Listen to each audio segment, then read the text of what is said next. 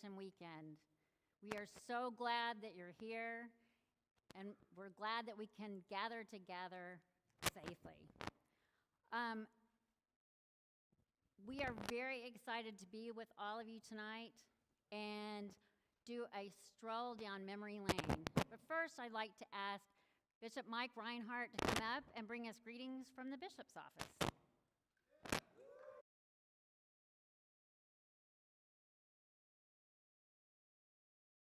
Hello. Wow, 50 years. Congratulations.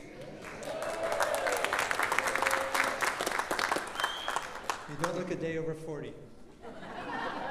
And really almost 51 years if you count from the first plant, but you'll hear more about that tonight. 51 years ago in March, I think, meeting in homes like the early church. When I moved to Texas 25 years ago, you were celebrating your 25th anniversary, and I remember that. And I also remember as a parish pastor in Conroe, hearing about Kinsmen, attending events here and workshops and so forth here at Kinsmen, and knowing already that Kinsmen was a leading congregation in the Synod, even as I benefited from your ministry here. Mission, generosity, hosting events, and more. Two of your pastors went on to become bishops, Paul Blum and John Anderson. I mean, how many congregations can say that? That's kind of amazing in and of itself, really. You have hosted a synod assembly, and that's a unique thing in and of itself, well, too. And I'm deeply grateful for that. In my last 15 years as bishop, I have watched you plant new congregations and be a leader in youth and family ministry. Recently, together, with your resources and with a $100,000 grant from the Synod and a gifted mission developer, you launched a Latino ministry here in this place in the midst of a global pandemic. That's kind of amazing, too, if you think about it. And I'm grateful for you for that as well. You have a preschool and a parish nurse, and you've been posting videos of worship for 11 years, long before a pandemic made it necessary for the rest of us to catch up with you. You provided space for my friend and colleague Chris to heal after Katrina. So much more can be said, but what stands out for me is your generosity of all the things. You started Noisy Offerings before it was a thing, lifting up ministries outside your own walls and supporting them financially. You are one of the top 3 givers to the work of the church beyond your walls here in our synod and churchwide, supporting global mission, disaster response, the planting of new congregations, the revitalizing of existing congregations, helping people become pastors and deacons, helping congregations find the right pastor and deacon, supporting campus ministry, our global companion synods, and even more. Even in the midst of catastrophic flooding, in the winter storm a year ago, you offered meals for the community. I thank you for your ministry, and on behalf of the other 100 congregations of the Gulf Coast Synod, we celebrate with you.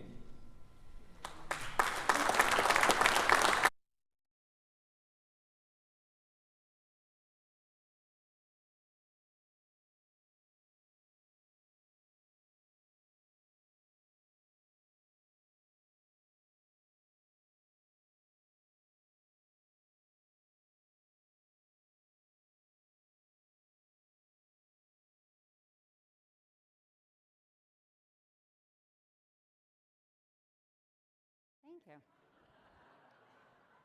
I didn't even touch it, so there you go. It's magic. Speaking of magic, please join us for a stroll down memory lane. Gee, Mark, I know I promised you we'd go for a bike ride today, but the weather outside is horrible. Maybe, Pastor Beth called me and asked me to be part of the 50th anniversary team. Maybe I should get out my old Kinsmen history book, blow off the dust, and brush up on my Kinsmen history. This would be a good day to curl up with it and study up. Oh, okay. I was really hoping to go for that bike ride. But anyway, I think I'm going to go in the other room and have a beer. You want anything? Maybe later. And if you find anything interesting, just Just yell out and tell me. Well, Okay? you know, the thing I like about this Kinsman history book, volume 1, is that it covers, like, what's going on in Houston, what's going on in Texas, what's going on in the rest of the world. So it puts it in context to what we do at Kinsman and how we affect the rest of the world. Like I said, if you find anything interesting, let me know. Yeah. All right. Let's see here. Kinsman started around 1971, 72. What was going on in the world? Let's see. Walt Disney World opens. That's pretty cool. I know Neil Christians would appreciate that one. Voting age is lowered from 21 to 18. President Nixon visits China. The Munich Summer Olympics are held in 72. And HBO is launched for the first time. All in the Family is the top-rated TV show. Hey, hun, do you remember The Godfather was a movie that year? And I love this. I didn't know this. The San Diego Rockets moved to Houston. The Houston Oilers are 4-9 in 71. And the Astros finished 3rd in the National League West in 72. And the Rockets finished the season 34-48. Tough year. Oil is $3.39 a barrel. At Kinsman, things move pretty fast. Meeting at the home of Pastor John and Mary Harpel in 1971, we held our first worship at Greenwood Forest Elementary Cafeteria, October 17th, 1971. The ALC purchased land for mission in February of 72. They held Charter Member Sunday, May 21st of 1972. Had our first baptism June 18th of 1972. We had our first VBS jointly with Hope Lutheran at Spring Creek Park in Tomball in June of 72. And Pastor John Harpel was officially called to Kinsman November of 1972. Oh, hey, Mark, come look. I found some pictures.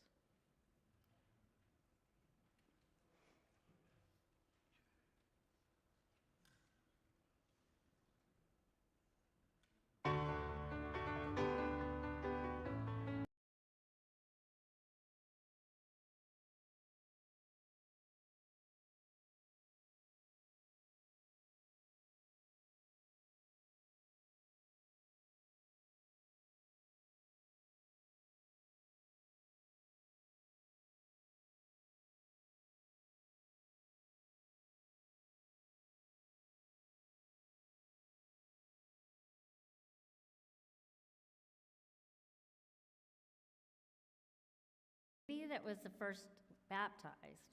I heard her name was Audra, and I heard she still lives in the area. Maybe we should think about, maybe she'd attend some of the 50th anniversary events?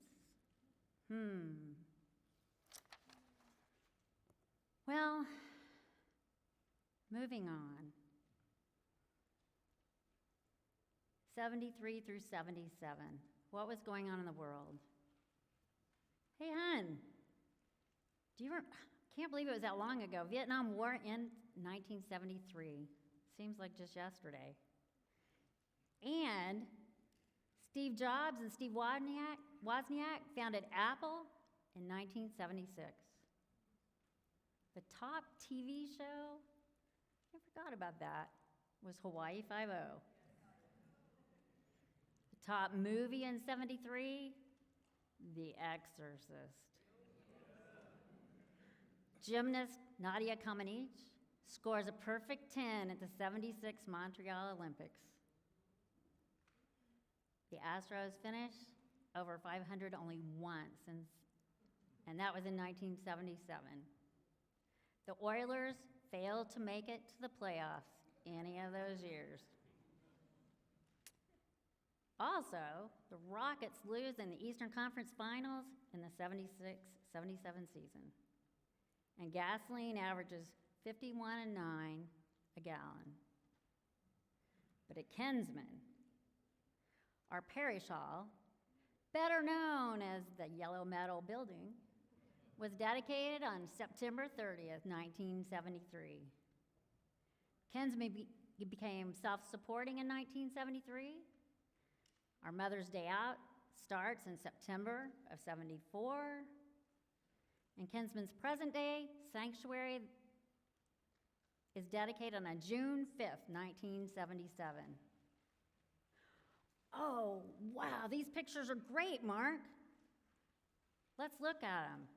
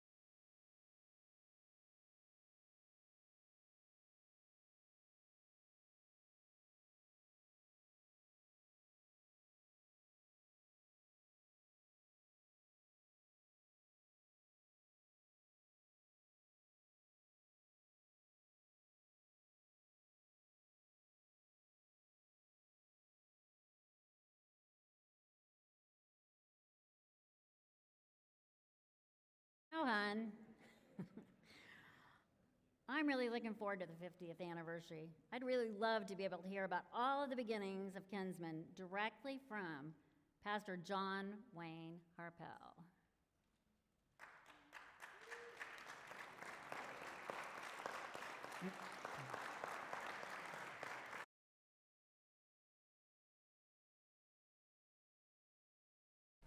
To eat, nobody throws a potluck like Lutherans. You know, it's amazing to see all you people here, and of course it's amazing for me to be seen anywhere. The mission board called me to start this project. It had a project name, it didn't have a church name. And they told me to come find a house out here in this new north area of the Houston area and see if I could find something that was reasonable, that had a big room in it where people could get together. And so I came and I looked around and I found a number of houses, and I told the mission director that one up on Mission Valley there, I think it's got a great room in it, and it's got a little office. I think that would be a great place to start. So they went and bought it, and I can't remember exactly, but I know they paid less than $100,000 for that house.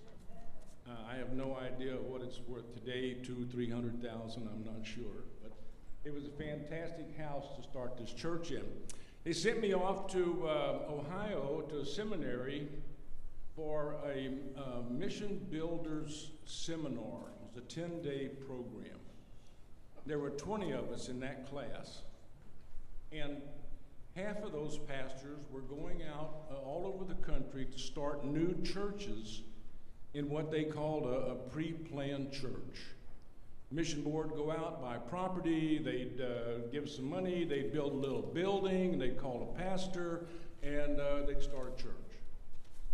And the other half of us were to go out and start a ministry without any real conceived plan.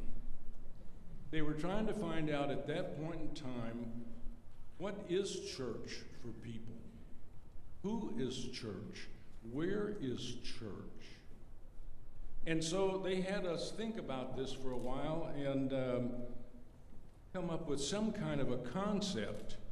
Well, I couldn't. How do you draw ministry? Well, I happen to have in my little travel pack my pens and pencils and that little compass thing, you know, that thing with the needle and the pencil, and draw circles and spirals with it. I sat down and I drew a circle, and I remembered, you know, theologically, Lutherans have always held to the fact that Jesus said, wherever 2 or 3 of you are gathered, there I am in the midst of you. And so I thought about that, and I thought about what do Lutherans gather around? They gather around the sacraments, baptism, communion, the Word of God. So I drew a little picture of that and put a circle around it, and then I took that compass and I drew some spirals and little spin-offs of it. And in some of those spirals, I put down a name because I thought, well, worship is probably one of those things that's going to happen, some kind of worship. But most of them I didn't put anything down. I put a question mark in there because I really didn't know what was going to spin off from our gathering of the Word here in this neighborhood. So after that seminar was over, I came back, I got my little bicycle out. I think there were probably only 24 homes here in the neighborhood. And I rode my bicycle around and I talked to people when I could and told them we were starting a gathering of religious people. And it was going to happen at my house over there. So we started doing that, and a couple showed up, and the next Wednesday night, a couple more, and after a while, I had 6 or 7 couples that were coming on a regular basis.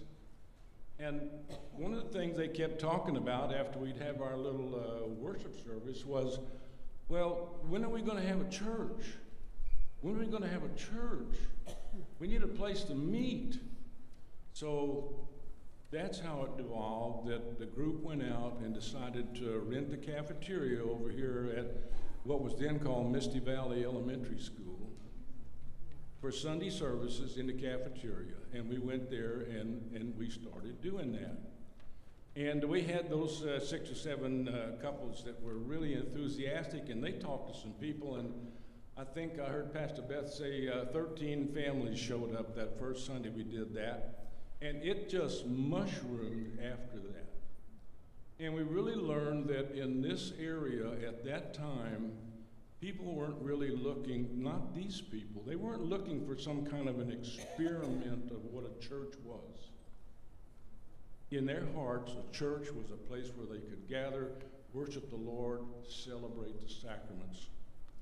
So it wasn't really that long before it was decided that the group, we needed our own place to meet.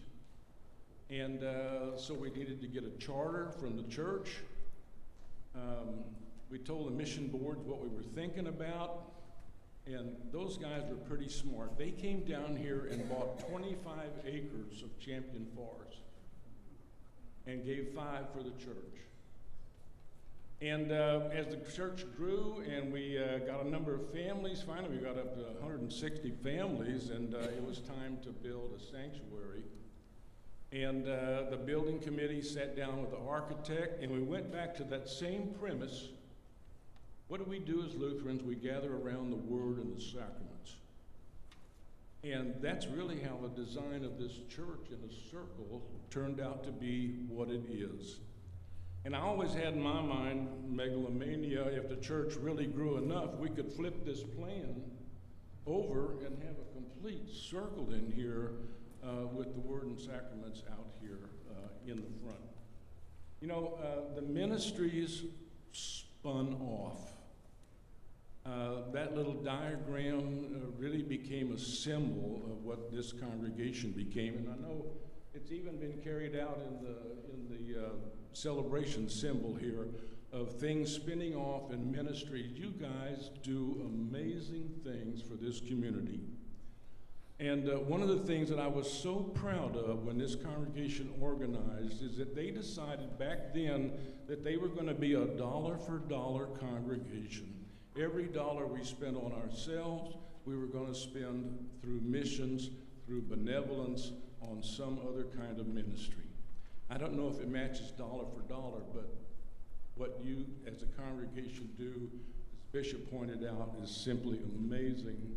And it wells my heart up to think about how this ministry has grown and the success that is coming, that will continue to come out of Kinsmen Lutheran Church. Thank you very much.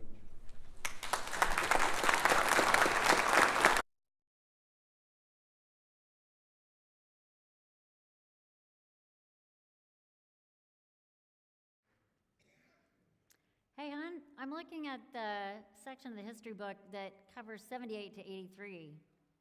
Did you remember in 1979, the Iranian students who held 52 American hostages at the U.S. Embassy in Tehran for 444 days?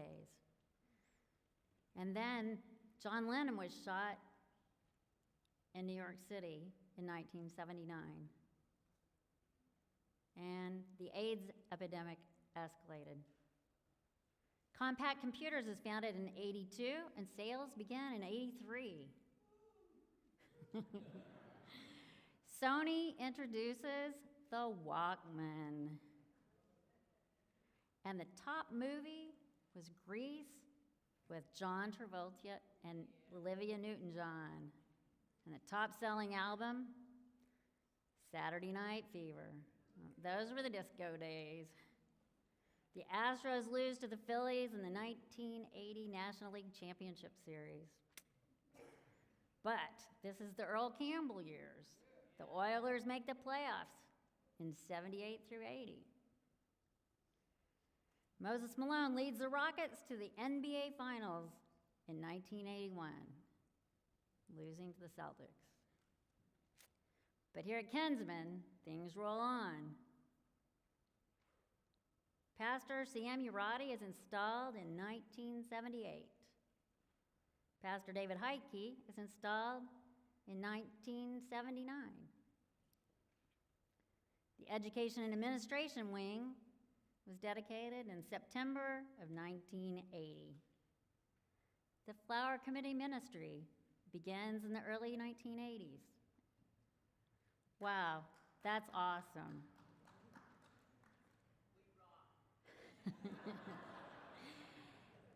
And Kinsmen and 9 other congregations start Northwest Assistance Ministries in 1983. Oh, hon, guess what? I just found some more pictures. Come look.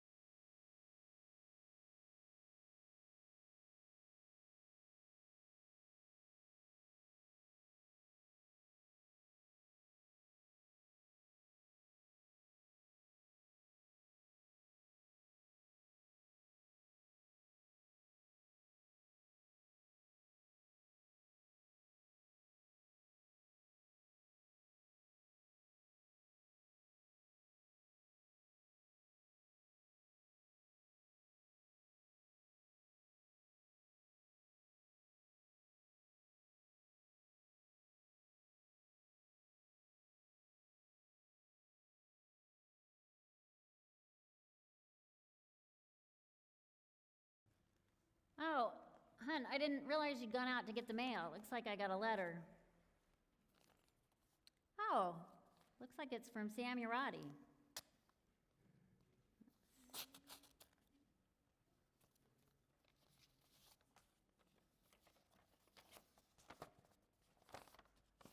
Oh, it looks like he's not going to be able to make it for the anniversary celebration. But he sent a really nice message that he wants me to share with everybody. Says, "Congratulations, Kinsmen, on celebrating 50 years of grace, mercy, and kindness of God the Father, Son, and Holy Spirit. A better name could not have been chosen for the congregation of than Kinsmen. It was and has been a family of celebrating our relationship to God and one another. We participate in sharing the body and blood of God's table prepared for us by Him, giving us the feast without end as His prodigal children returning in celebration of the Father's love. Celebration is the best word that describes Kinsmen's ministry. As Dietrich Bonhoeffer said, the church is the church only when it exists for others, not dominating, but helping and serving. It must tell men of every calling what it means to live for Christ, to exist for others. A powerful example of this living for Christ is one I mentioned often in my new member orientations. A Lutheran pastor in Nazi Germany, Pastor Friedrich von Bartelschwing, stood up to Hitler. A Nazi official ordered the pastor to deliver some of the people under his care at his healthcare facility to be euthanized in the death chamber. Pastor Fritz, as he was called, refused. He pleaded with the official, and he was successful. The Nazis backed down and did not carry out Hitler's order. The motto of Pastor Fritz's healthcare facility was, "We ask about no one's improvability, only the privilege of serving." This has been the calling card Kinsmen leaves with the world. Our baptism comes as a gentle rain that becomes a torrent as it floods us with the righteousness of our God. It is always time for a celebration when we are blessed by God and His family, our kinsmen. I thank you for the privilege of serving with Kinsmen for 5 years, and I remember you in my heart and prayers. Continue celebrating in the eternal love of our God.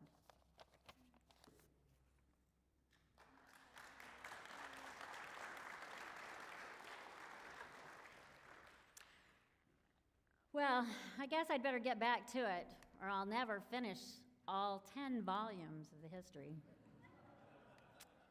Let's see, 84 to 91.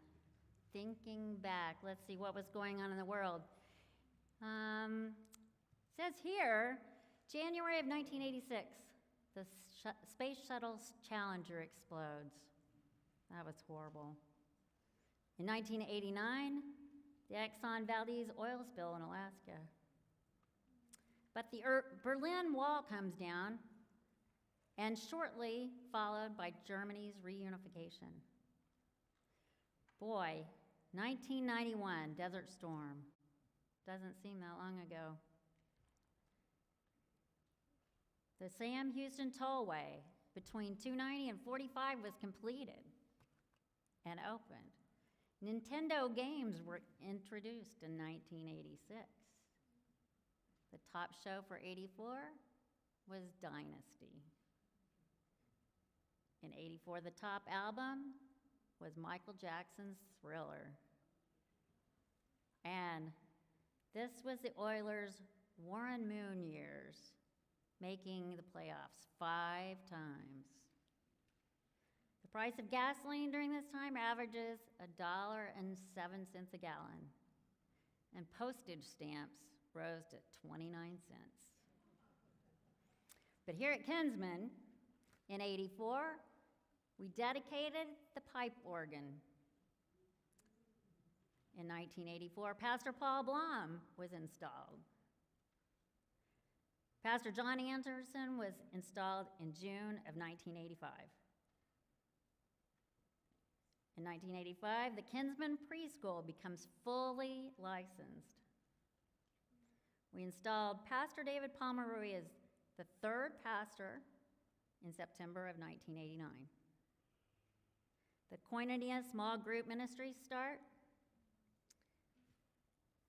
and in 1991, Pastor Blom is elected to bishop. In 91, we broke ground on the Community Life Center, and we had active AIDS and Alzheimer's care teams and Stevens Ministries.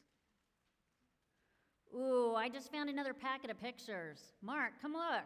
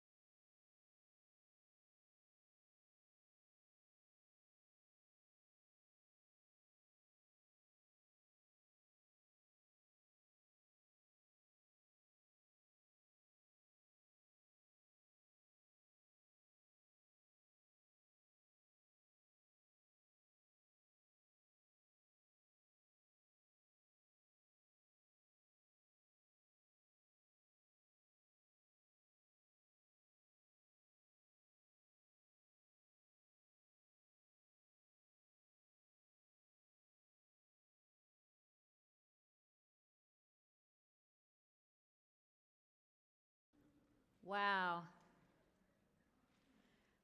They had an amazing team. Remember how some of us jokingly called it the Kinsmen Beatles era? You know, John, Paul, and Ringo. I mean, David.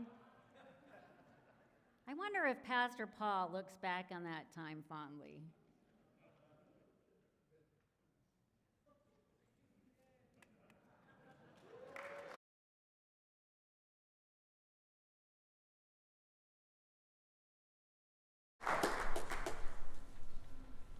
First of all, congratulations on 50 years, God's mission. Incredible. I arrived in April of 1984 and was a little bit overwhelmed by this congregation when I first showed up. The bishop at that time was a fellow named Augie Wenzel, and I had called him after I received the call and said, "What can you tell me about Kinsmen?" And he said, "Well, I don't need a hippie from California there."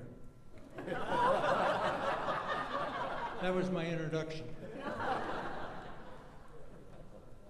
The thing that was interesting in reflecting is that the first year that I was here was a year of transition.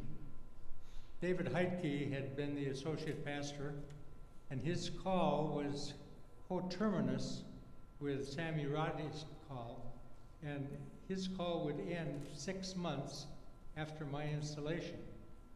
My installation was on June 24th, so his call ended on Christmas Eve, December 24th. And it was a pretty traumatic time for him. We had to wait until the end of April before he could get another call to move on, so we were literally in a transition period waiting for that to resolve. And then in the fall of that year, a new graduate from the seminary, John Anderson, arrived here as the associate. John and I hit it off, and we really had a good time together. I remember one event, we were down at Wendy's having lunch together, and he, as was typical of John, said, "I have an idea." And we started scheming and dreaming about how we could build an adult education program that would be significant. And we had napkins all over the table with different schemes on them. We picked them all up, brought them back to the church, started working on this program, and it eventuated in 5 classes on Sunday morning for adults. And we were fortunate to get a great response. And all 5 of those classes filled up quickly, and we moved forward.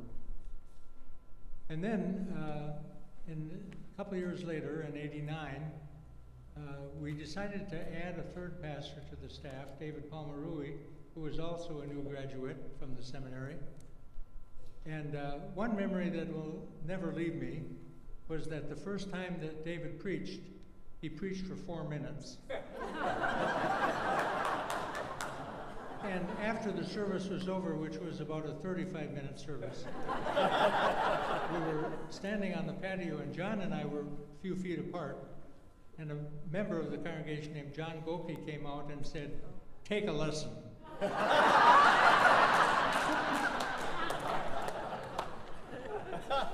It was a good reminder to keep him short. The other memory that sticks with me was the work that went into putting up the CLC. We had started conversations, I believe, in probably '89, and started thinking about and dreaming about the possibilities of adding a new facility that could help this congregation's ministry go forward. And we got to the point where we needed to do the financial part of it. And I remember John was very nervous about this. He said to me, "I don't think we can make it. I don't think we can make it." And I said to John, "You're an old farmer. That's the way farmers think. You never know if the crop's coming in or not." So we worked on it, and of course it eventuated in the building that you have now. That was an exciting time. John left in March of '91 to move to St. Cloud, Minnesota, and then I got elected bishop in June of that year, and so David was left on his own. And it turned out that he grew into being a very, very fine pastor, and serves in California now. Just as a side note, a couple of weeks ago I had opportunity to have a conversation with John and Robin. It lasted about an hour and a half. And then Marie took over, and she and Robin talked another hour and a half. And it was really fun to touch base. John is now a professor at Luther Seminary in St. Paul, Minnesota. So greetings from him. You'll hear from him. This congregation, at the time when we came, was filled with leaders, people who were executives in their work, and they traveled all over the world. I think there was one family that I recall who went to London on an assignment with their company and rotated back through Kinsmen 4 or 5 times over the period of time that I was here. It's a phenomenal experience to have people coming and going and coming and going. And every month for the first year or so, we would receive new members, sometimes 40 or 50 people. And then 30 or 35 of them would leave. And it was just like that. But it was a vibrant, lively place to work. And that is a memory that I will always appreciate. The other thing that I would say is that this congregation has, for the most part, been a very healthy place. People have cared for each other, people have served together, and people have moved forward beyond themselves, looking to what can be done in the name of Christ in the community. And I think that is what keeps the lively life of the congregation going. Those are the memories that I have.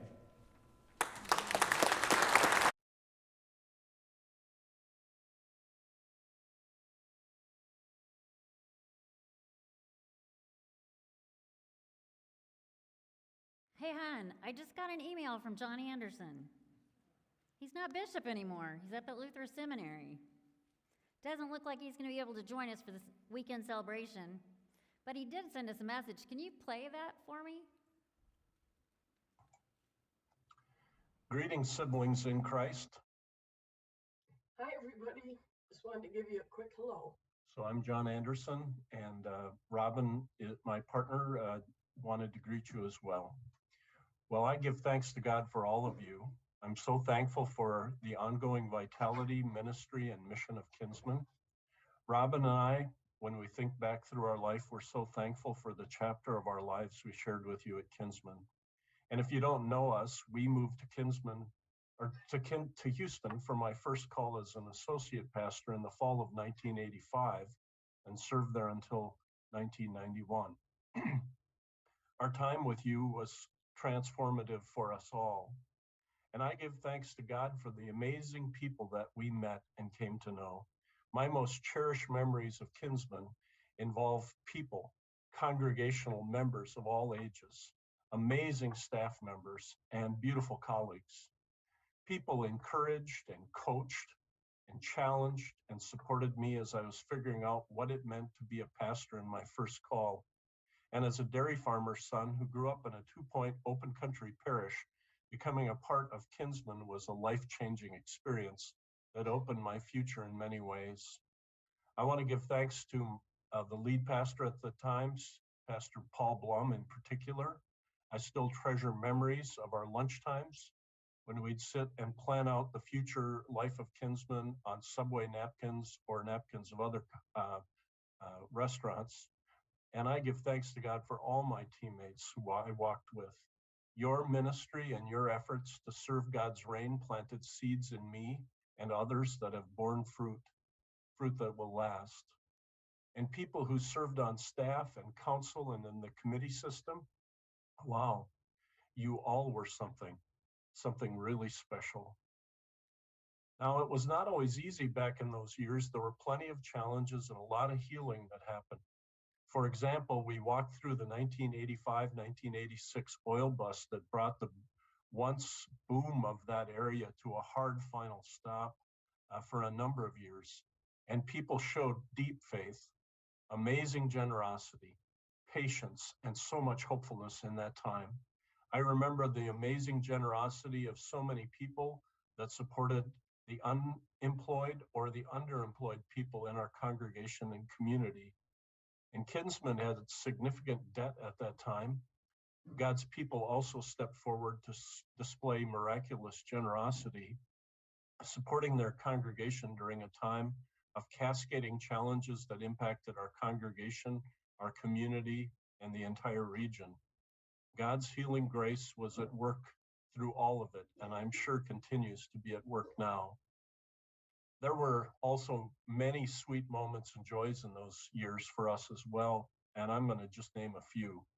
So one of my favorite things was actually yard cleanup days in the early spring, and it was a time when I learned as a farm kid from master gardeners, and we had a lot of fun.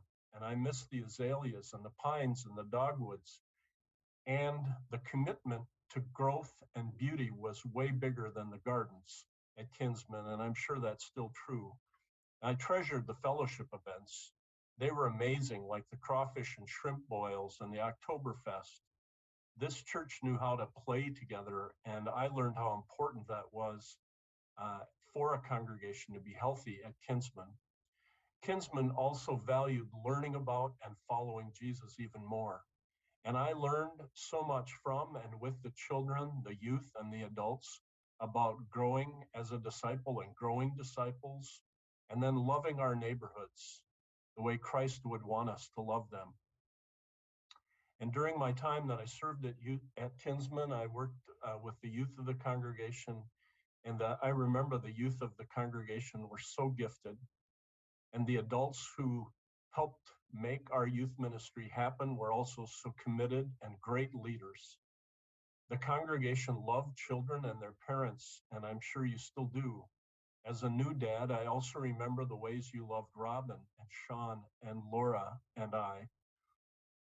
And then, of course, I treasure our worship life together. It was so rich and so powerful and glorified God. So today we celebrate all the rich years of this congregation's life, and I'm grateful for who you are in the present and who God will call you to be in the future. I trust the best days for this congregation are still ahead. When I visited your website and spent a bunch of time there, I was so excited to see what God has been up to lately in calling and sending you to serve in your mission field in the 1960 area of Northwest Houston. And current leadership, I give thanks to God for all the ways you are deepening and widening the ministry and the mission of Kinsmen and Sagrada Familia. May God continue to bless your work of inviting all people to follow Jesus, our living Lord. Thanks so much for everything. Have a great day.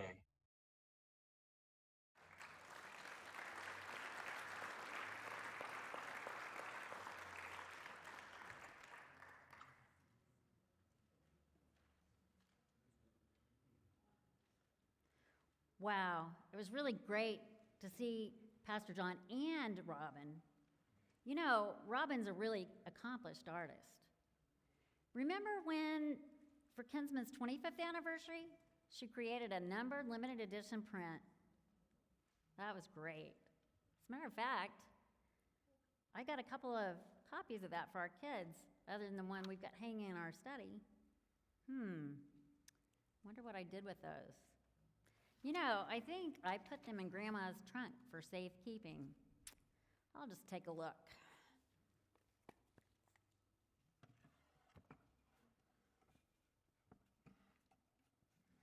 Oh, wow. I didn't know all this stuff was in here. I've got my purple Kinsman shirt with the logo, and I've got my tan Kinsman shirt, and my black Kinsman shirt, and my white Kinsman shirt. Ooh, I've got my shirt from the National Youth Gathering that was held in Houston. Oh, got my Camp Hope t-shirt. That's cool. Best tour guide ever. What else is in here? Ooh, my God's Work Our Hands shirt. Gotten a lot of good use out of that. Let's see. Ooh, my Run for Your Turkey shirt. Everybody needs at least 20 of those. Well, we've only done it not quite 20 years. I've got my, Kinsman does great with celebrations. I have my 20th anniversary coffee mug. Oh, hun, look what I found. Remember that every member visit that Bob Madsen talked us into participating in? When we took the ornaments out to everybody? Yeah, that was fun. Got our Run for Our Turkey medal. And, here's our wonderful prayer shawl. And here it is. Here's the print that Robin did. Cool. Oh, and look, hun. It's the picture of our Koinonia group from the 1990s at Kinsman. Look, there's Pastor David and Bobby. What a good small group that was. It sure would be good to hear from Pastor David during the 50th anniversary celebration.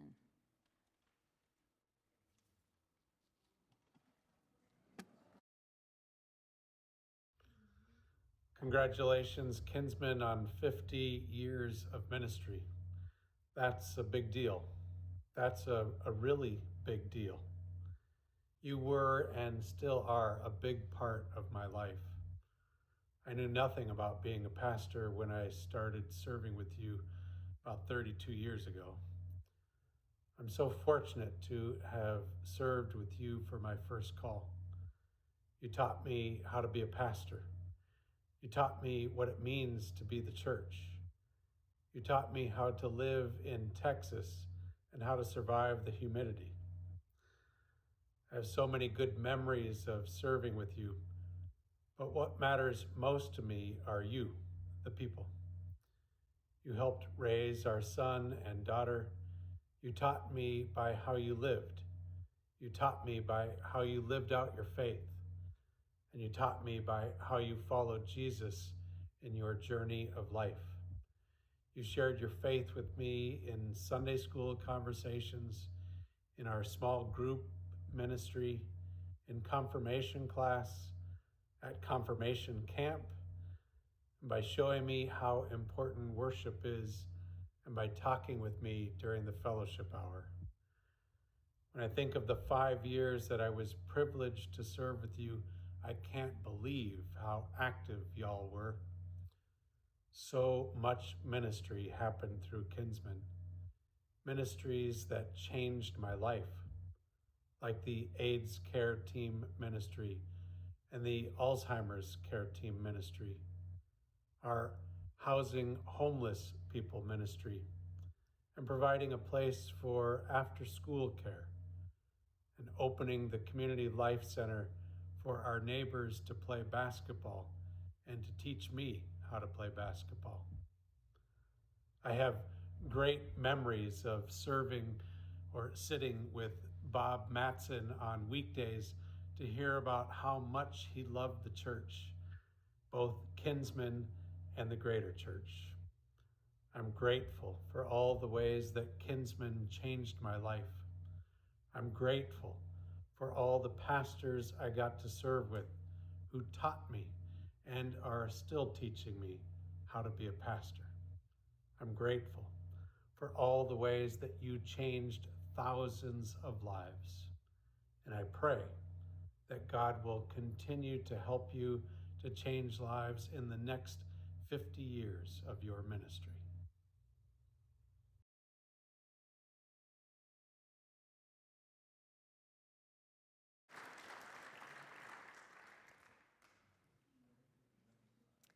(1992 to 2006). In April, what was going on? Let's see. April of '95 was the Oklahoma City bombing. In 1997, the first Harry Potter book was released, The Philosopher's Stone. In 1998, the Google search engine was founded. In June of 2001, the Gulf Coast was hit with Tropical Storm Allison. In the fall of 2001, the September 11th terrorist attacks happened. Also in 2001, Enron declared bankruptcy. We entered into the war on terror in Afghanistan and Iraq. 2005, Hurricane Katrina hits New Orleans. In 1992, Johnny Carson retires from The Tonight Show. The top TV show was Murder, She Wrote. And we enter into the Michael Jordan era as he leads the Bulls to 6 NBA titles. The Rockets win back-to-back NBA titles in '94 and '95. The Oilers depart for Nashville in 1996. The Killer Bees lead the Astros to the National League Division Series in '97, '98, and '99. Can't believe it was that long ago. Seems like just yesterday. The Texans launch an expansion franchise in 2002. The Astros go to the World Series in 2005, but lose to the White Sox. Oil rises from $16 a barrel to $60 a barrel. At Kinsmen, in 1992, we install Pastor Jim Hinkhouse as senior pastor. In April of '92, we dedicate the Community Life Center. Neil Christians is installed as the Youth and Family Director. In early 1990s, the handbells are purchased and the first handbell choir was formed. In 1993, Pastor Karen Wilhelm is installed. 1994, After School Kinsmen begins. 1995, Schola Cantorum a cappella group is organized. 1996, we install Pastor James Cashort as the third pastor. In the year 2000, Camp Hope started. In July of 2000, Pastor John Bolt is installed.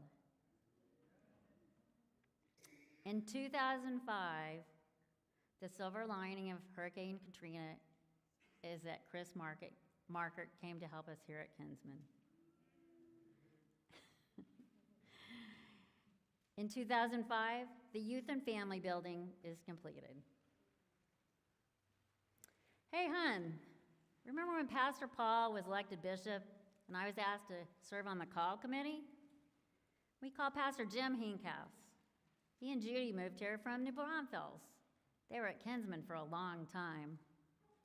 You know, Pastor Jim was senior pastor during all of that stuff. Our kids grew up here at Kinsmen during all that too. Pastor Jim and Judy were almost like another set of grandparents to our kids. I wonder how they're doing in Georgetown. I hope they'll join us for the anniversary celebration.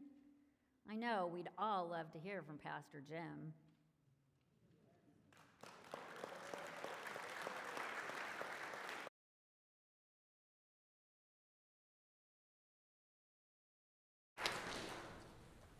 Rumors of this congregation had circulated all over Texas long before I got here. In December of 1991, Don Roseheisen called me and said, I'm on the call committee at Kinsmen. We would like you to come interview. I said, really? Because at that moment, I had probably had the second greatest honor in my life given to me. The first was when Judy said yes. I really can't explain to you what an honor it was to be considered for a congregation that had the kind of rumors of the things it was doing throughout the state of Texas. And so in mid-December, we came and met with the call committee. That morning, I cleverly spilled a cup of coffee on my wife's dress. So everybody in the call committee thought we came from a coffee factory. But the call committee was, help me on this, was Jerry Avand, a Don Roseheisen, of course, a pregnant Kathy Hansen. I can't remember who, was somebody else on my call committee that was here? Oh, Danny, you were on it? Okay, okay. Raise your hand high because Kristen Schultz. Okay, and if I, that's right. Tim Jordan was chair. Wonderful. Sue Shore was on there, on the call committee. And so the interview went fairly well, I thought, and they called me back for a congregational interview in January. And so at that interview, we were meeting just like that, and I was standing just about right here, and we opened it up for questions to the pastoral candidate, and the very first question was asked by Pastor David Palmerui. Pastor, do you think the church should minister to gays? It was just like this, it was dead quiet. You want to know my answer? Is this going to be the easiest or the hardest question tonight? But you know, as I think back about it, I thought, you know, that was an indication of what this church does in the community, had done. And from what I know and hear, is still doing 50 years later. 30 years ago, next Sunday, I was installed as senior pastor here, and the only regret I had of that whole Sunday was that my dad was not here with me. But I look back at that, and truly, to serve this congregation as one of your pastors was, like I say again, was probably the greatest honor of my life and privilege, other than being married to my wonderful wife and having a wonderful family. When I wrote my little letter for the book for this thing, I thought about starting it by saying, when I came here, the guy that came before me had everything put together, so I just kind of moved right in and sailed on down the road. But I came in the middle of the building of the CLC, and we dedicated that, and then 5 years later, we celebrated the 21st, and all of you that have said, Pastor Jim, you haven't changed a bit, you haven't looked at that picture yet. But during the time I was privileged to serve here, we hired our first youth minister, I believe. Told the congregation, you know, at that time we had 256 kids here from 7th to 12th grade. There were 11 congregations in this synod that were smaller than that. And so that convinced the council, and we called Neil Christians, who is the longest serving youth minister in one place in the entire history of the Christian church.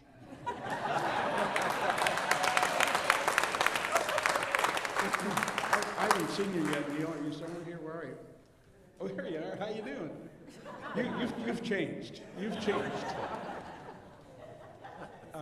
But during that time, Neil was so effective in gathering the youth around him, and for several years, in fact, we actually were kind of the basis of the Synod Youth Program, going to all kinds of conventions, having youth things here, Camp Hope, and all of those wonderful things that I look back on. They were just incredible. The Ask program started and expanded. Cell phones were introduced to Kinsmen staff. Mine was the size of that box right there.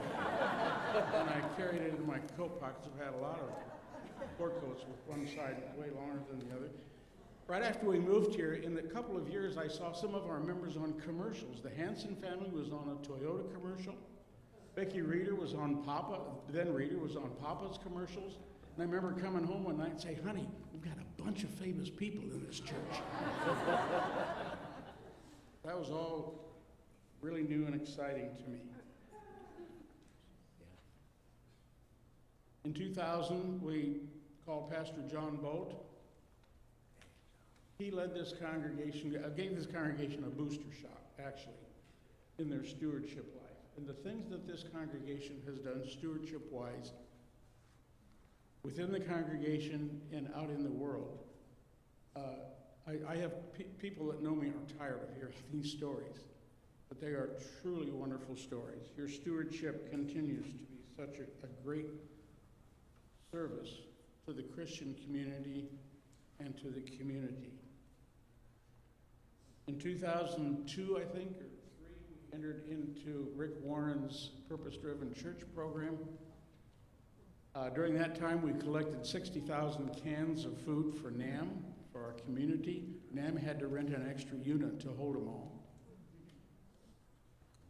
It was the first time ever a pastor at Kinsmen has preached in a Hawaiian shirt. And I think we had something like 65 or 70 small groups when we started out. And the congregation with Laura Pate leading the congregational phase. In 2004, we began with Jimmy's leadership. We started the educational building, and I'll never forget remembering having lunch with Rob Moore, and we were talking about future stewardship projects, and we started with Pastor Rob, and he said, well, what are you going to do with the debt of the building? And I said, Pastor Moore, that building's paid for. He went, paid for? It was then that Pastor Chris joined our staff, and I can't really quote to you what he said when Bob Fox and I came in his office and said, because his dream was to start a church. He felt he was a church starter, and he was and is. He said, we think we should start a church. And he kind of giggled, and well, I can't tell you what he said. You can ask him. but you as a congregation started Celebration Church, and that was after you had helped support the church in Tomball. I can't remember the name of that mission church. Rejoice, that Harvey Bonger started.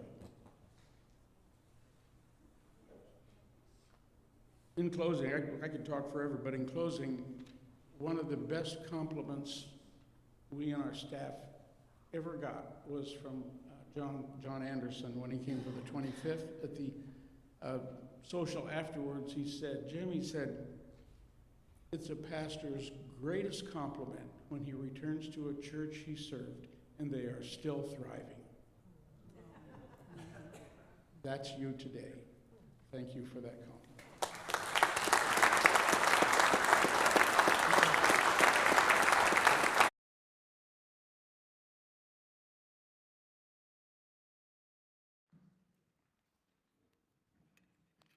Oh, hun, I just got a text.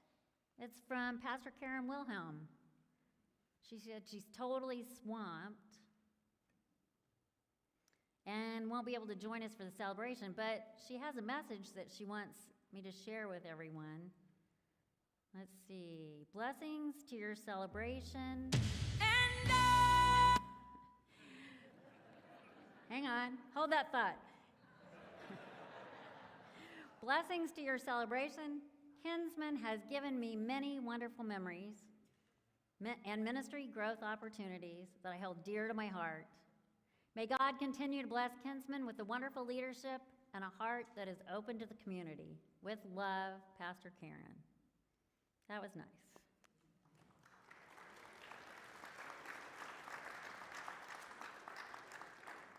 You know, I was really excited to hear that John Bolt agreed to be on the 50th anniversary team.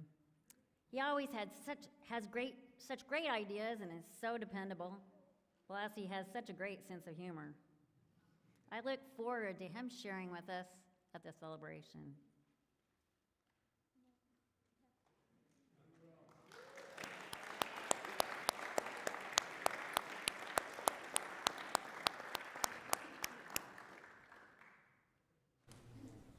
Well, as you can see, as always, I'm kind of overdressed.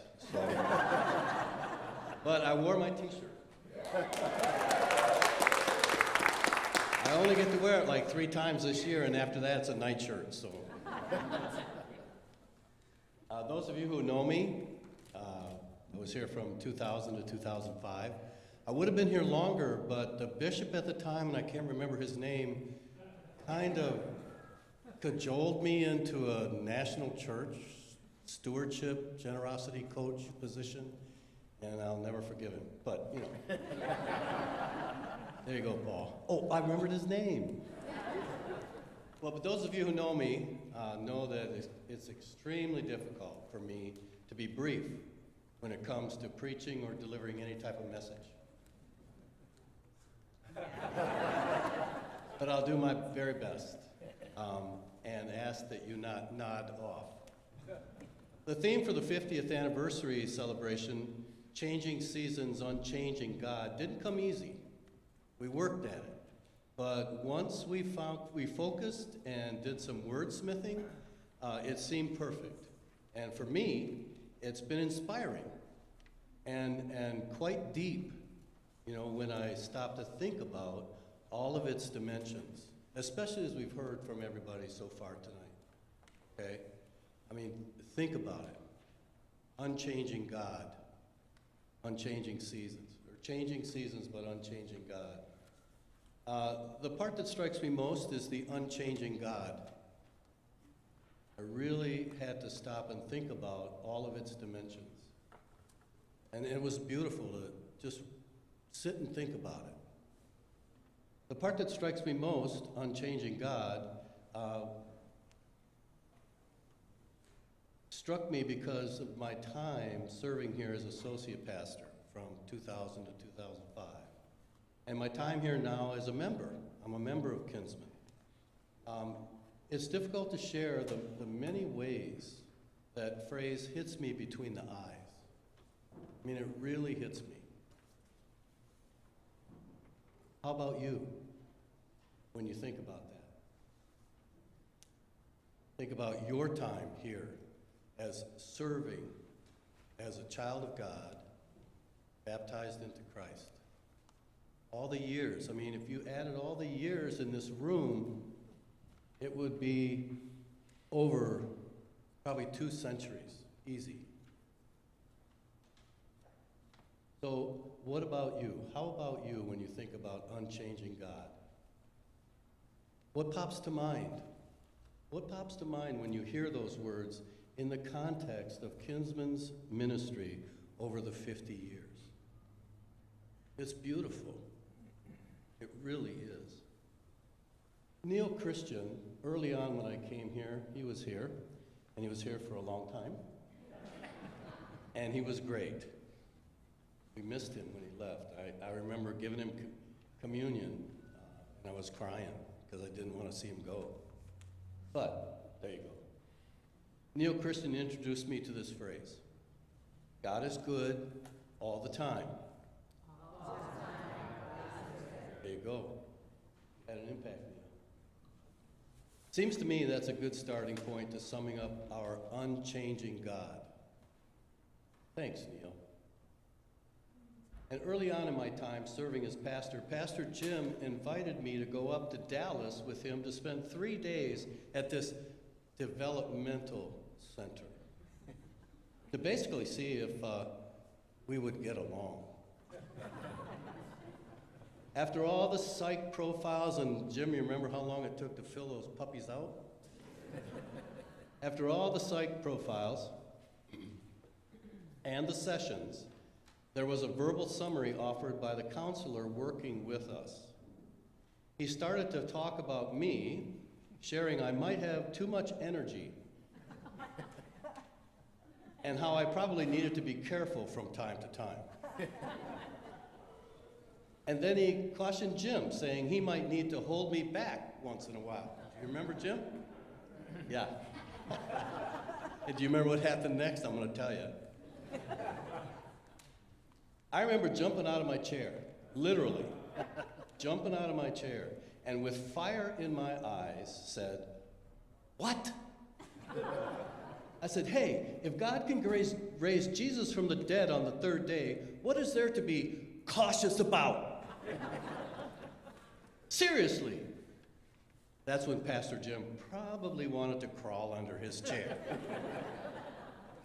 and wanted to hold me back a little.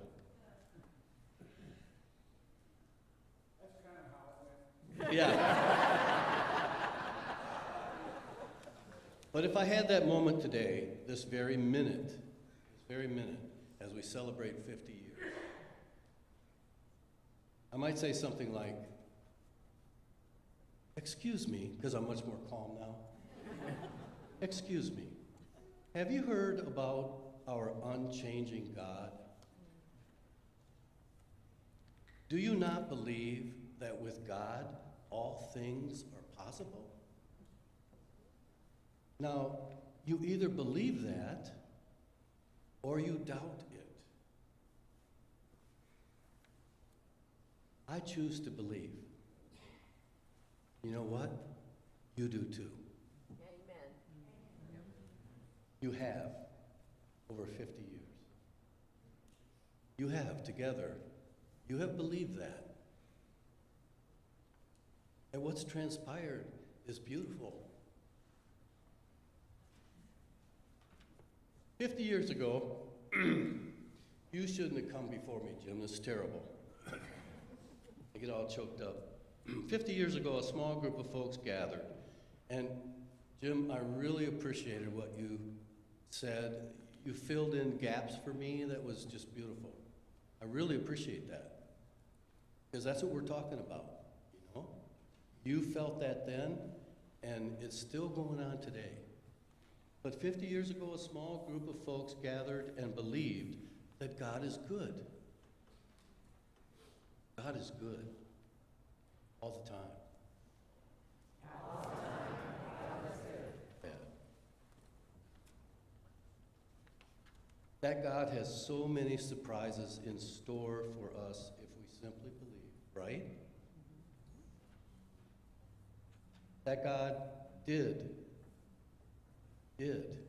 raised Jesus from the dead, and baptized into him, we have been given a mission to share God's love and grace to this community and to the world. Not just now, but we've done that for 50 years. And it's beautiful. And many surprises have come along, haven't they? I mean, think about it as you look back. And even now, many surprises. Oh, we can't do that. No, we can't do that. Oh, yes, we can. And we did. With God leading the way. God will continue to share those surprises with us. I believe that. I know you do too. That's what's beautiful. So, I thank God. I really do. And I thank God for you. For you. As I learned to say once I moved to Texas, I thank God for y'all. All y'all. And all the generous gifts of faith you have shared in so many ways during all these years. Really. Let's keep staying open to the wonderful surprises God has yet to reveal to us. Okay? And here's a surprise. I'm done.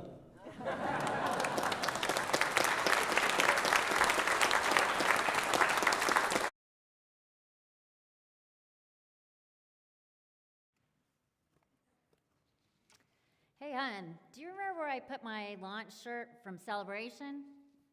I can't find it in here anywhere. I bet it's hanging up in the closet because I didn't want to fold it. Oh, I just found some pictures in here from the early days of Celebration. Can you believe it's been almost 15 years?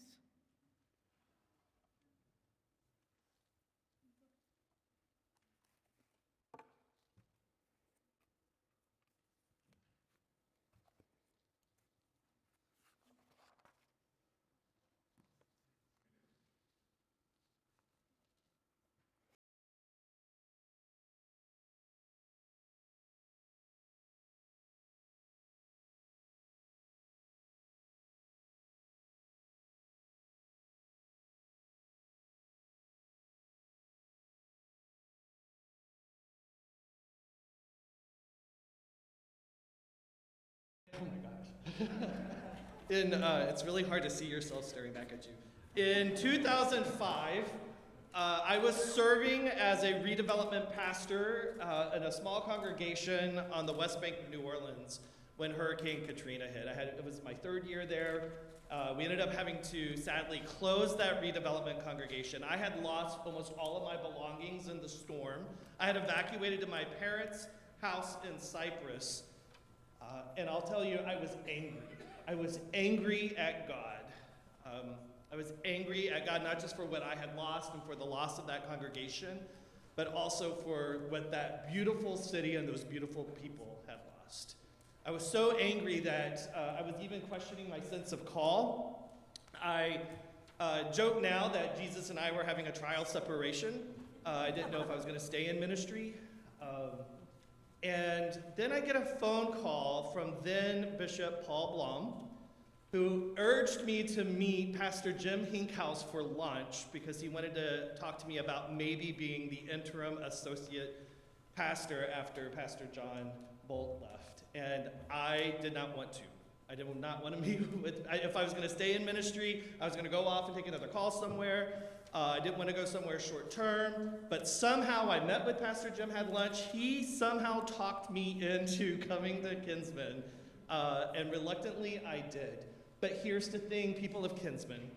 You loved me back to life after all of that loss.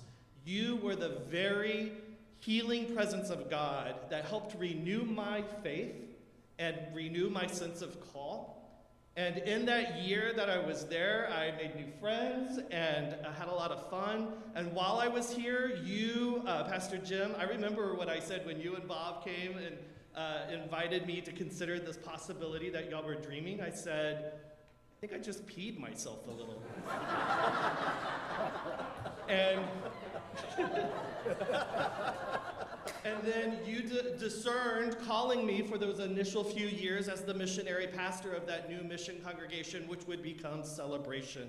And early on, many of you committed financially to support that work, $300,000 for that first 3 years to get us a really strong, healthy start.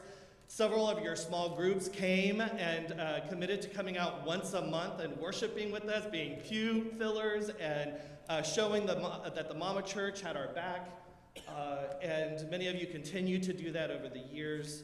I will tell you this, Celebration wouldn't be here today without your faithfulness and generosity. And I wouldn't be here doing what I do today had it not been for your kindness and compassion and faithfulness that we meet in those years. So thank you very much and happy anniversary.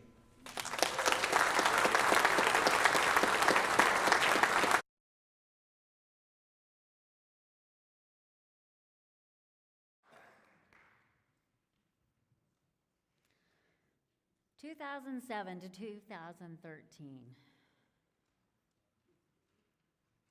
Hey, hon, it says here that Apple didn't release the first iPhone until 2008. I thought it was a lot earlier than that. September of 2008, Hurricane Ike hit Houston. That was no fun. In 2010, the BP Deepwater Horizon spill happened in the Gulf. And in 2013, the Boston Marathon bombing occurred. 2007, the top song, Beyonce's Irreplaceable. In 2013, the Astros moved from the National League to the American League. And everyone was thrilled. In 2009, the Rockets lose in the conference semifinals. The price of oil in 2013 goes over $95 a barrel. At Kinsmen, Celebration Church was launched on September 23rd, 2007. In 2007, Pastor Jeff Avested was installed as senior pastor. In April of 2008, Pastor Mark England was installed as associate pastor. And in 2010, we held our very first Thanksgiving feast. Oh, wow, look at these pictures. How fun.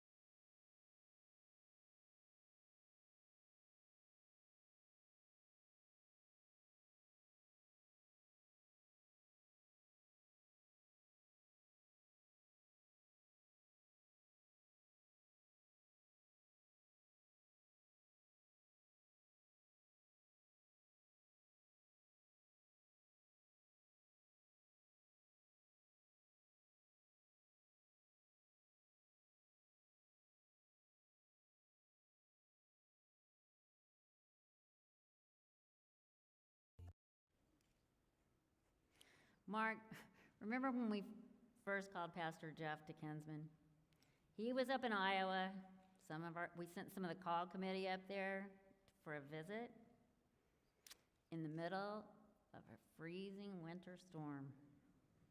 That is such a great story.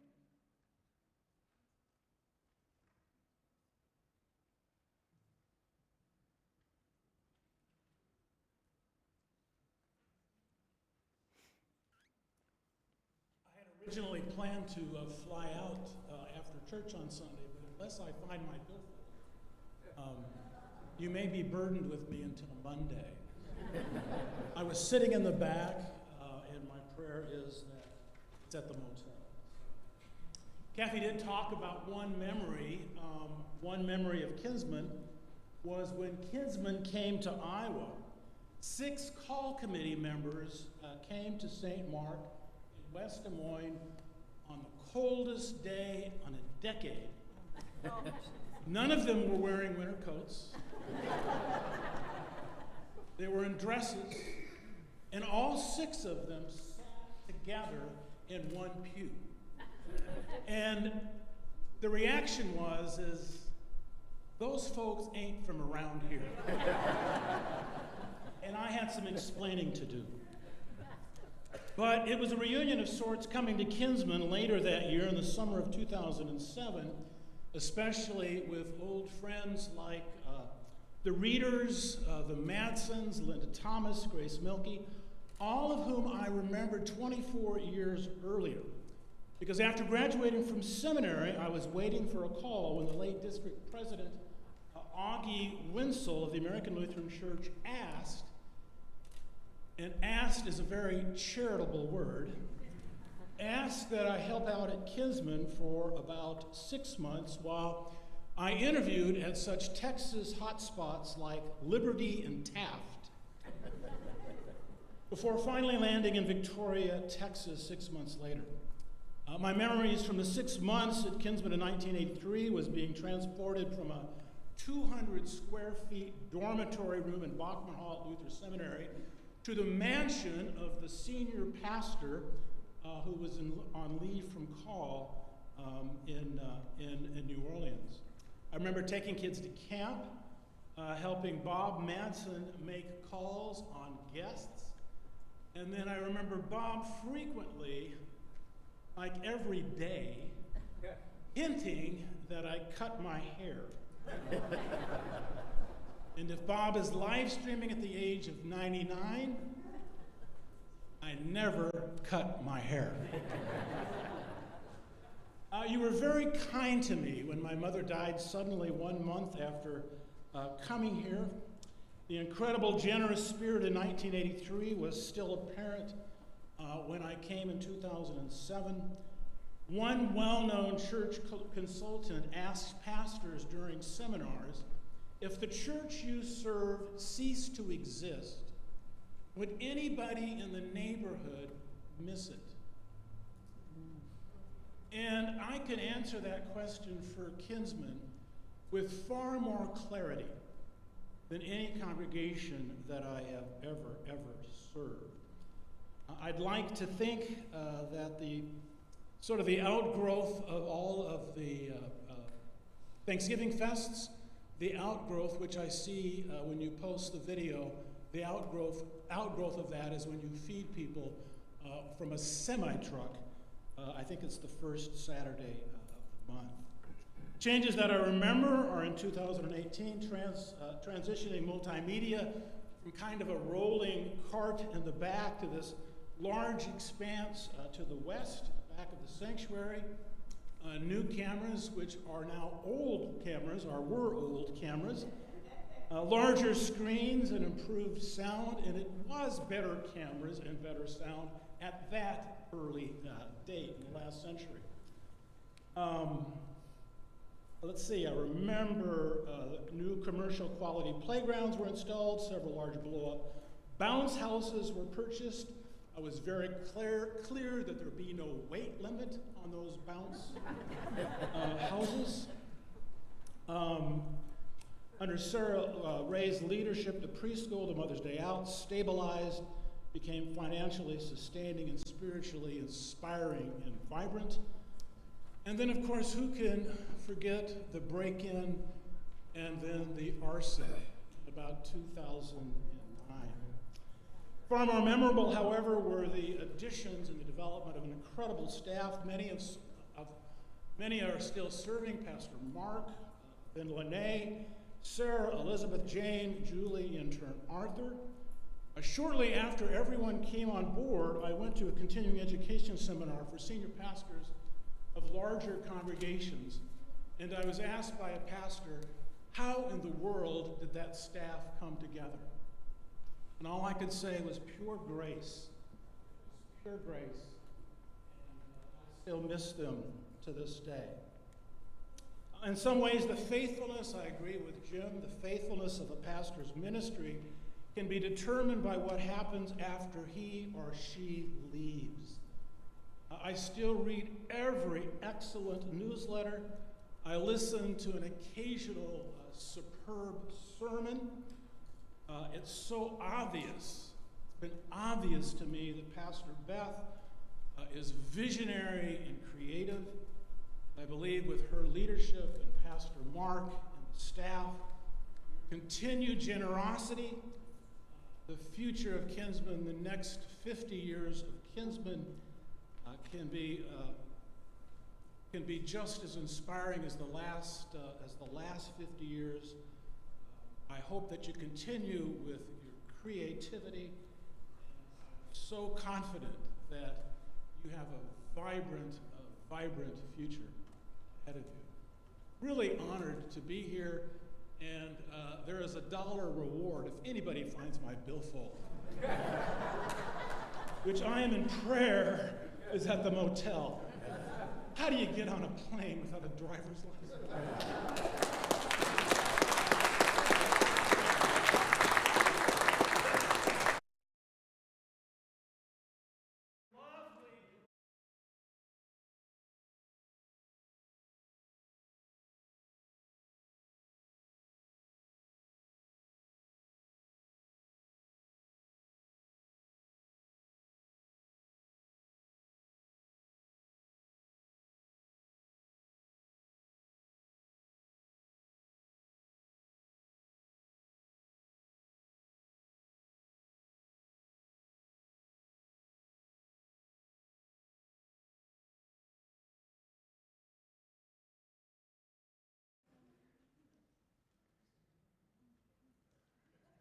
Remember after Pastor Jeff took another call, when Pastor Beth Marie Halverson served as interim at Kinsmen for a year? That really helped me to understand the importance of having a good interim pastor to help with transition between two long-term pastors. She was the best. Oh, Mark, remind me, I need to call Pastor Mark. I want to talk to him about including some of the pictures from Camp Hope for the anniversary celebration.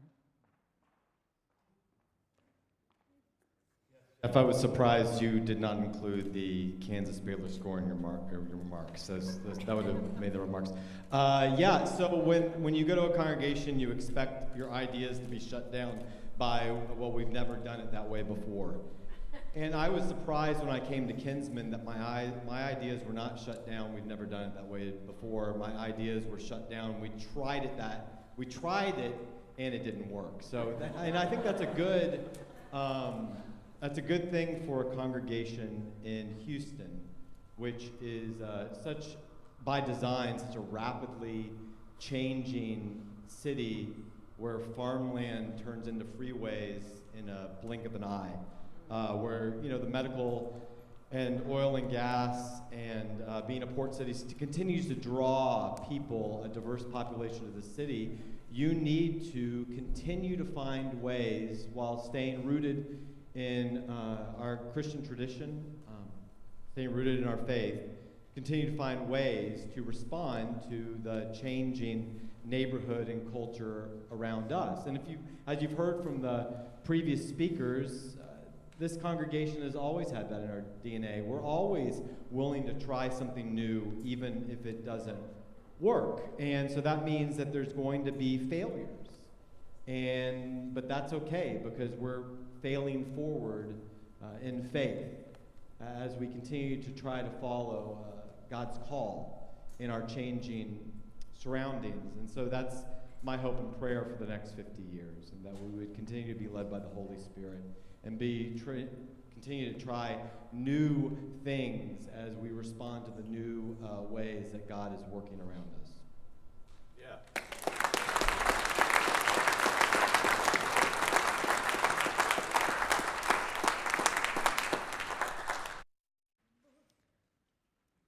Hey, Mark, it says here in 2017 we had both the tax day flood and Hurricane Harvey. Ugh, that was a tough year.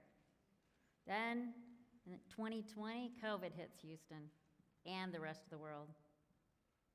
2021, February, Winter Storm Uri. Yay. In 2014, you know what the #1 hit was? Taylor Swift's Shake It Off. Guess we just need to shake all that stuff off.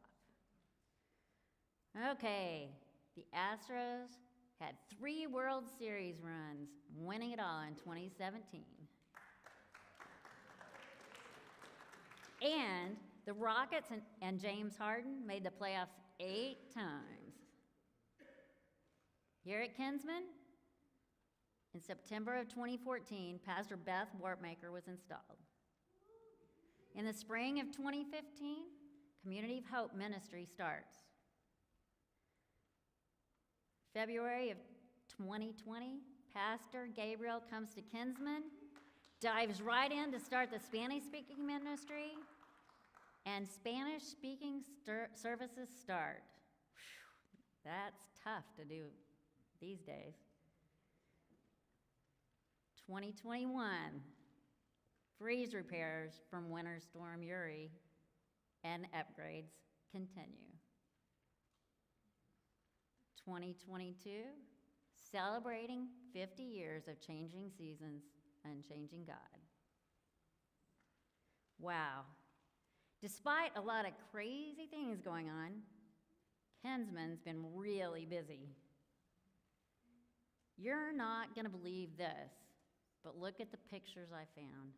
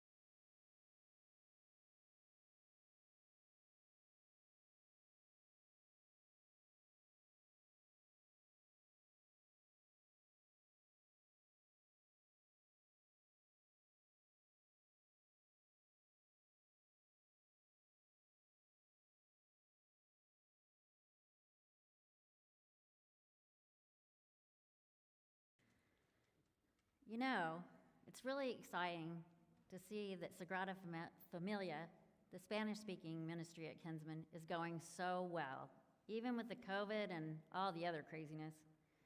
It's so great to see Pastor Gabriel's excitement and enthusiasm for his ministry. I look forward to seeing that ministry flourish.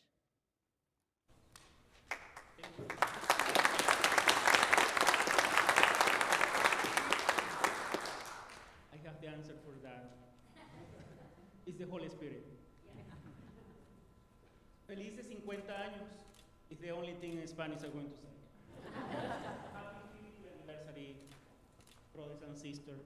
We are a holy family together. We are a family together. And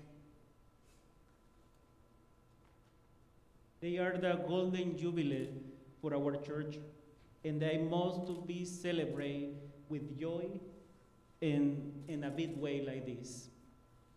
I would like to share a few achievements we have made developing this Latino ministry.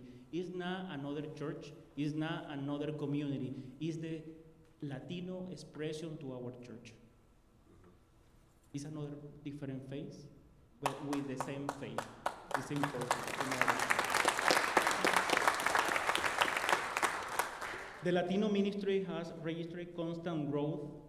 Last year we celebrated 11 baptisms, 2 marriage, and a special celebration like Our Lady of Guadalupe, Las Posadas, Novena, and many things. In this 2022, our progress has been celebrated with the start this year with a confirmation classes in Spanish. We have 10 youth and 2 adults, and also financial peace, ESL classes, and working for the next activities. And also, we have such a great acolyte. You must to see them how they prepare the altar. The only thing they need is to preach. And also, we have the altar guild in Spanish. We have a Sunday school, and I feel a very good relationship with the flower committee. I think Yes, thank you. and also, if the favor of God, soon we will able to add a new service during the week, because many people ask for have other service during the week. Maybe Thursday. We have to figure it out for this year. And finally, there is a long way to go in the next 50 years as a congregation, as a family. I love you, and we love each other. Amen.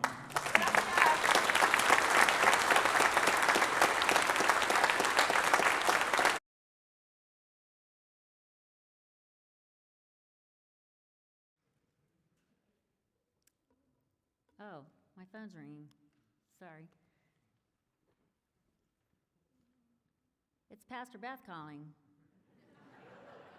I better answer. She probably wants to talk to me about the 50th anniversary. Good evening, everybody. I'm Beth Warmaker. Yes, I'm the last speaker of the evening. Yes. But before I get into my short speech, I do want Audrelini Stevens to stand. She is the first person baptized here at the at Kinsmen.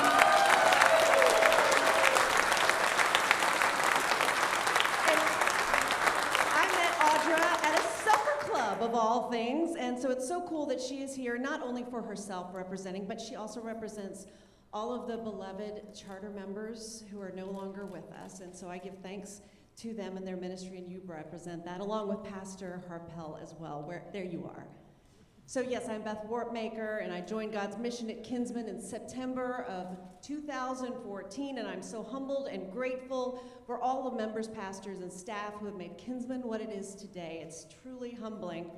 Wow, we've seen a lot of changes in the last almost 8 years. We've planned, we've celebrated, we've responded to a lot of crises, and we've reached out in many, many different ways. First, we planned. We started a long-range vision process where we learned more about how God was calling us in this new time.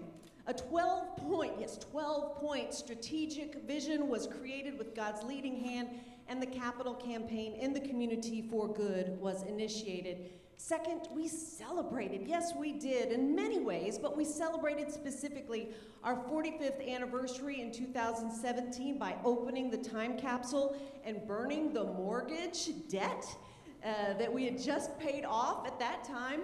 We also celebrated the growing of Kinsmen Endowment, and that was enabling us to do all kinds of new special projects. Third, we responded to so many crises, and yes, I am going to name them all off. First, there was tax day in 2016, Harvey flooding in 2017. Then there was a leaking sanctuary roof right there near the organ. Then there was one AC unit after another that died. Then there was the campus-wide electric wiring crisis. Then there was this little thing called COVID-19 global pandemic, where everyone was asked to stay home and stay safe. Then there was the February freeze of 2021, damaging much of the youth and family building, the gym, and choir room.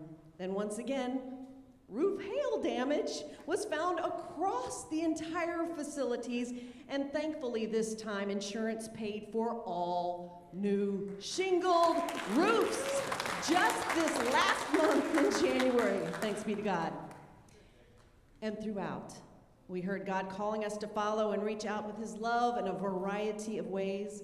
Lene Schatz and Linda Thomas brought community of hope to Kinsmen, enabling us to reach out into the community through a robust lay ministry. We started Spanish language ministry first with Adan Plata, Sandra Gutierrez, and all the ESL teachers at first, and then Pastor Gabriel came on board to reach out, forming a Spanish-speaking worshiping community. Sarah Ray kept KCA afloat, reaching out to teachers and families during the crises. It was not easy. Pastor Mark and others reached out to young adults and community children and youth. Colette began gathering seniors in whatever way possible, online and in person, and we reached out by providing food in the community when we realized that we are now in a food desert. And today we have an incredible staff team and congregation leading us into God's future. Wow, it has been an exciting, exciting time for sure.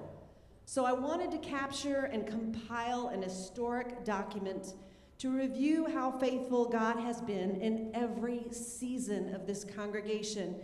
We have printed version 1.1, which is not complete, and I welcome stories and pictures emailed to me for version 2, which will come out for the May 21st final 50th celebration. And finally, since some of you may not want to read all 70 of those pages of the booklet, we asked Brian Anderson, who was confirmed here at Kinsmen, to do a video for this milestone occasion, and let's watch that now.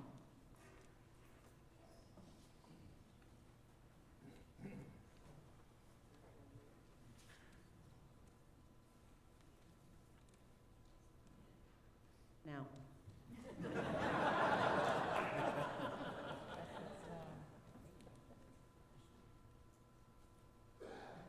Okay, it's an awesome video, so stay and watch it. It really is. So I'll just talk about the video until it starts. Award-winning filmmaker. Okay, here we go. Okay, and son of Nathan and Sharon Anderson, where are you? Nathan and Sharon Anderson, there you go. Their son, yes, and they're back here. Okay, let's have everyone who's come back from out of town stand up. Awesome. Oh, you're gonna do that? Okay, sorry. Sorry, sit down. Kathy's gonna do that in a minute. I'm just killing time right now. Okay, we're going.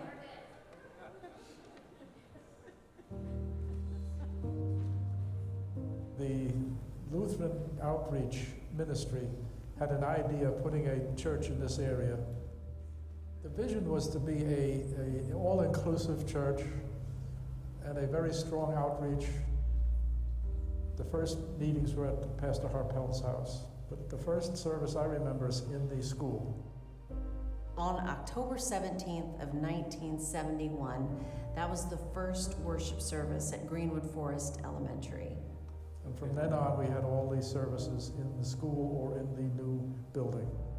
We decided that a metal building would be the best buy, and that's what we put up.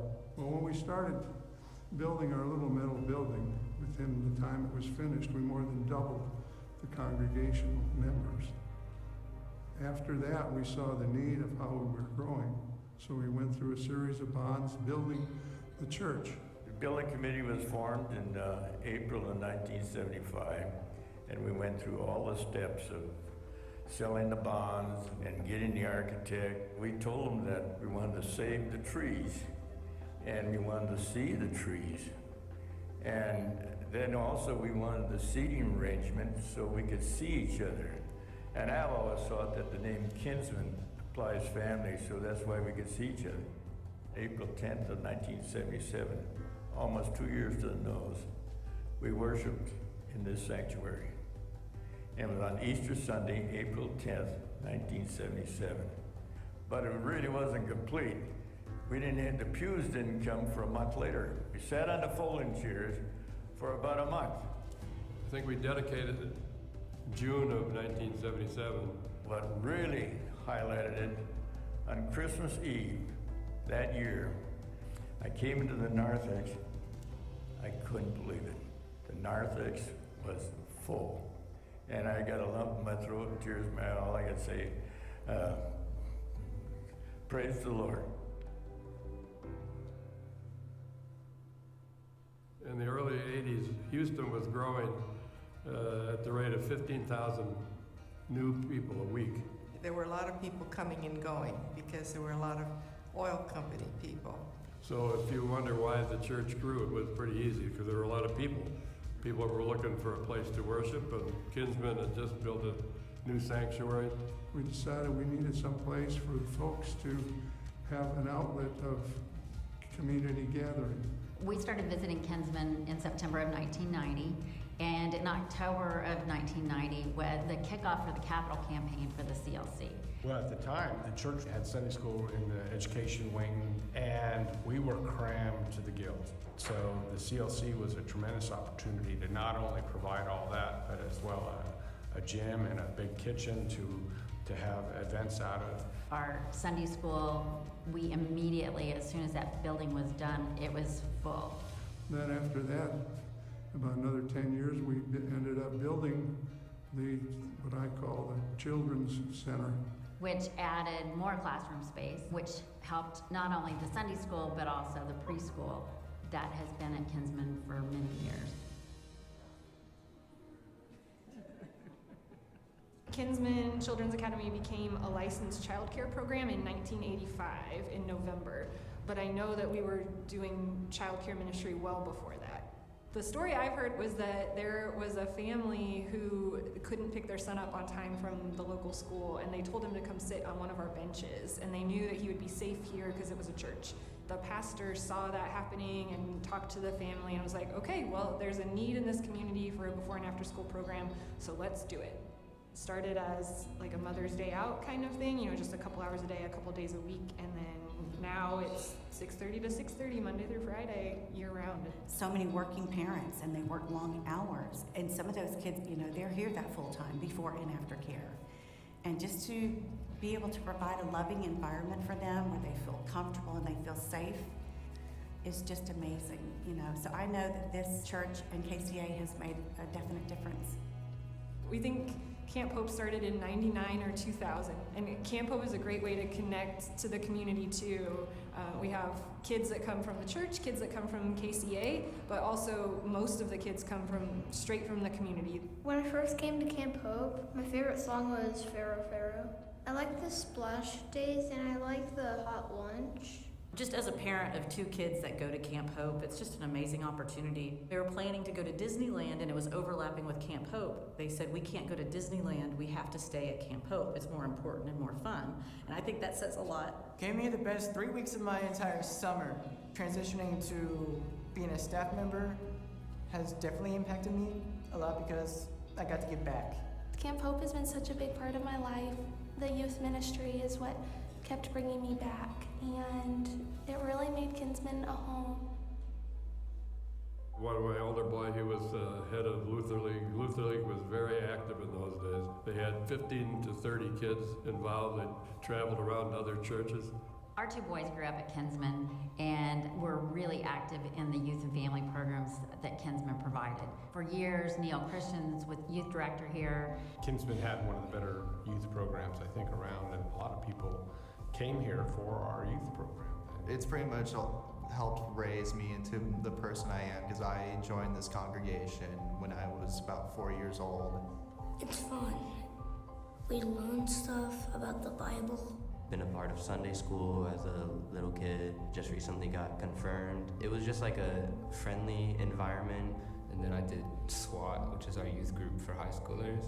You get to meet a lot of people, and it was a sense of community. I felt welcomed. The kids really form good relationships, and they learn a lot of different praise songs, and our kids have definitely had lasting bonds here. Kinsmen has also been a teaching congregation. Arthur Murphy, Diane Campbell, Nathan Blum, Ben Remmert, Andrew Shenstead, and most recently, Rudy Flores. All were either interns or children of the congregation who became rostered leaders. It's been at the pastoral level and down to the youth level. That has really been instrumental.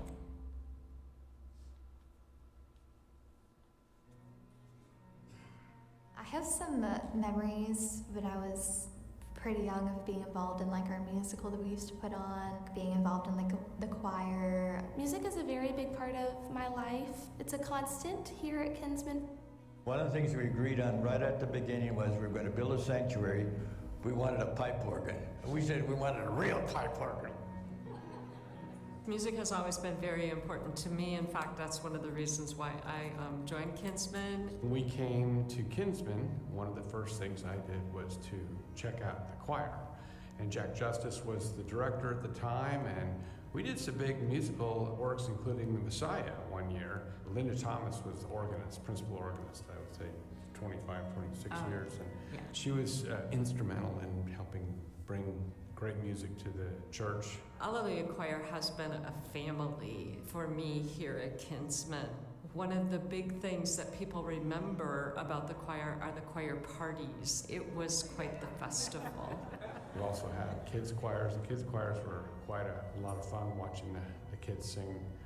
In '96, I told Jim that I would be willing to serve as a children's choir director until they found somebody else to replace me, and I stayed in that role until 2014.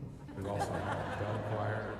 The handbells were a gift to the congregation. I've been a participant in the bell choir. I've thoroughly enjoyed that over the years, and it's been fun to take part in that. When I was younger, probably like 3rd or 4th grade, I used to occasionally play the violin with the praise band that we had here. Love my getting to play on the praise team. It's been a real blessing to me in my life, and a great place for me to have an outlet for the joy I have for the church and my Father God. And the more and more I did it, the more I saw that, oh, this is a very good way to give back to the church.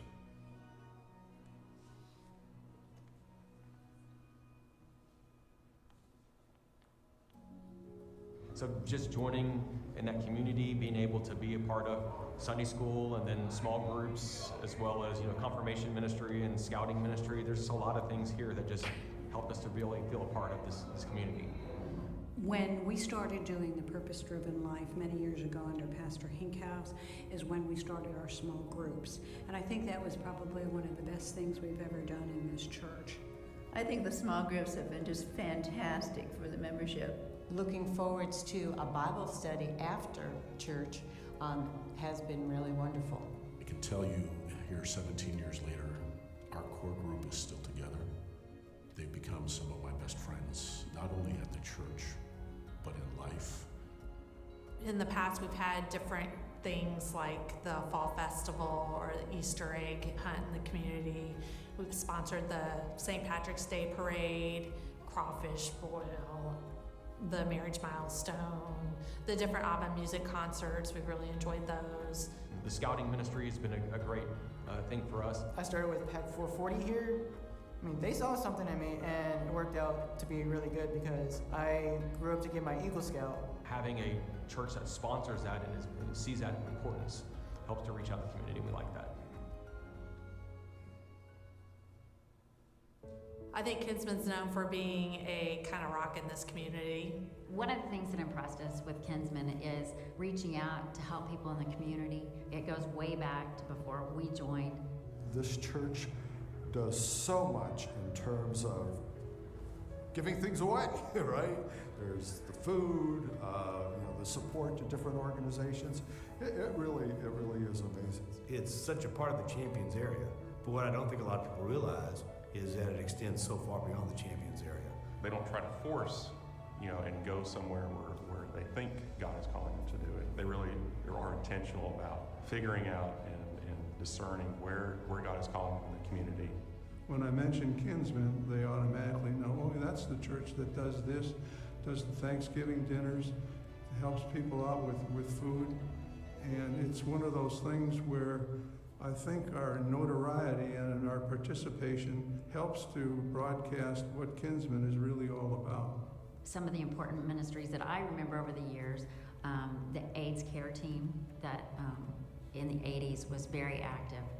We had a very active Stevens ministry. I was in elementary school when my grandmother and some other Kinsmen members welcomed some refugees from Sudan. I got to see a whole new culture. The Noisy Offerings, we support so many organizations. Kinsmen is a founding member of NAM, Northwest Assistance Ministries.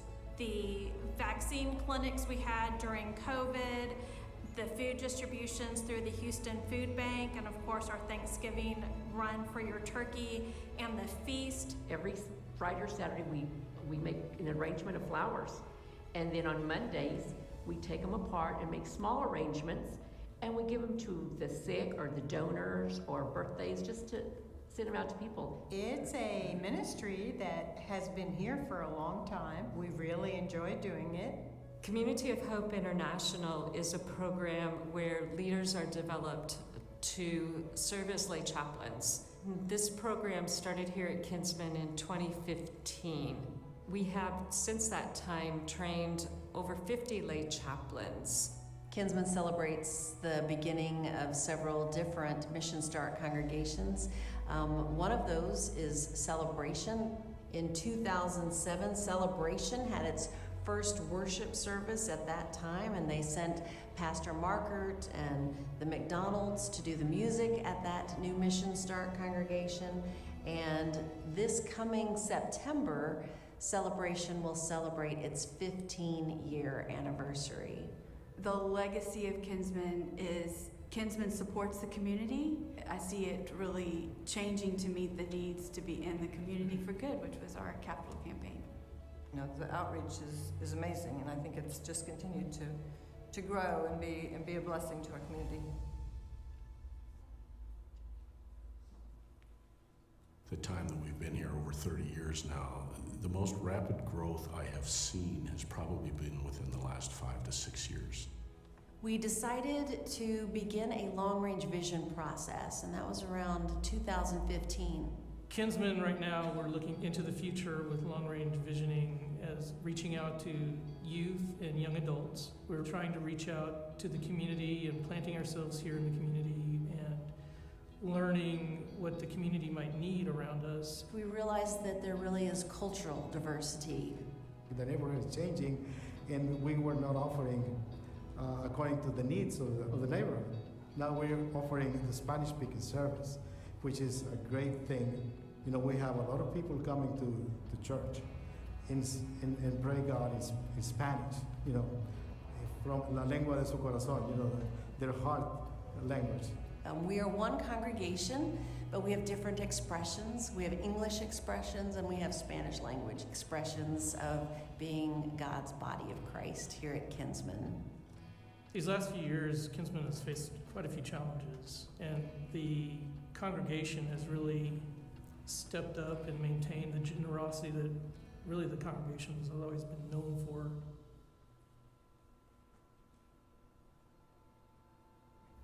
There was a lot of discussion about what the theme of the 50th anniversary should be.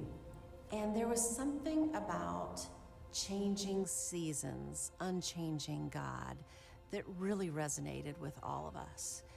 Because, wow, Kinsmen has seen a lot of changing seasons. It was really powerful then for us to think that no matter what, it's not only our God who isn't changing, but our mission really has stayed the same throughout.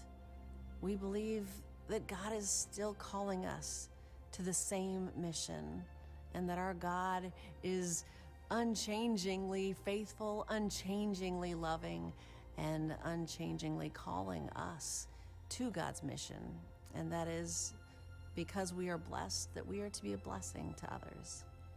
We've raised our 3 sons through all of the phases of the church. It's just such a wonderful support system.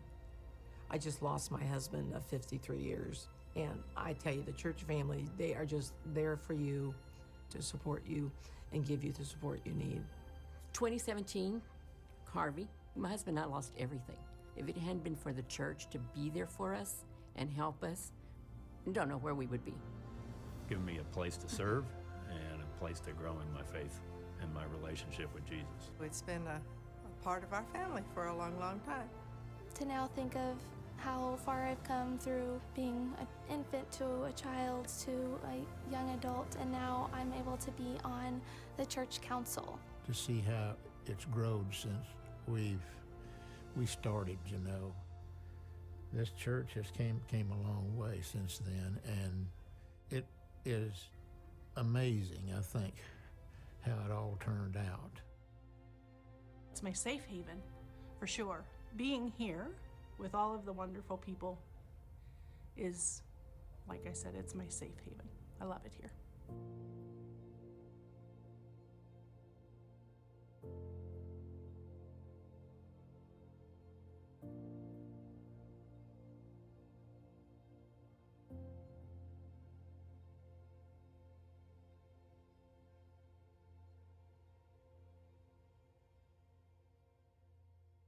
I want to thank you all for coming this evening. Just a few more things. At this time, I would like to recognize the 50th anniversary team. If you just stand in place until I finish the list. John Bolt, Walter Hamrick, Hannah Macon, Grace Milkey, April Ruin, Melissa Turnquist, Peter K. Apt, Adriana Cunha, Kayla Hughes, Linda Martins, Sarah Ray, Lene Schatz, and Pastor Beth Wartmaker.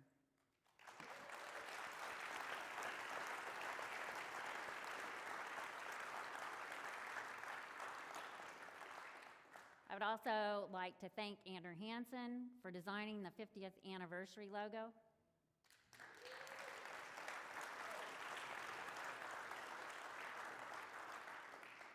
And I'd like to thank Audra Stevens for being here. It's so awesome that you're here.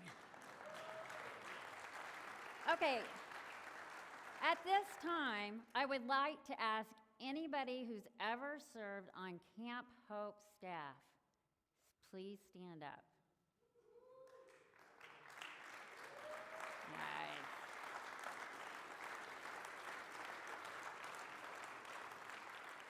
Nice. Okay. I would like to ask anybody who is a current or former staff member at Kinsmen, please stand.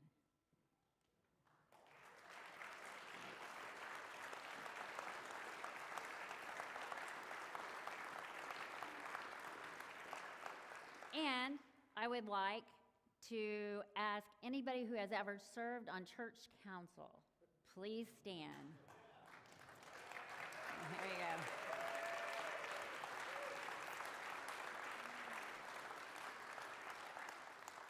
Okay, and at this time, I would like to ask all the former pastors to please come up here. We have a gift for you. And I would also like to have Neil Christians join us, Linda Thomas, Beth Marie Halverson, and Rudy Flores. Come on up, line up. And is Lene handy? Lene? Where's Lene? Okay. First, I would like to show you two of our very talented members, Justin and Nikita Grimes, made these beautiful custom 50th anniversary Christmas ornaments. And we have one for each of you. And we have one of Pastor Beth's history books of Kinsmen for you. And we have also the canvas 50th anniversary bags. So I will hand each one of you those. And then if you guys will hang out, our photographers would like to get pictures of you before you, yeah. Do you want to do those? Thanks. Thanks, John. And I'll do these.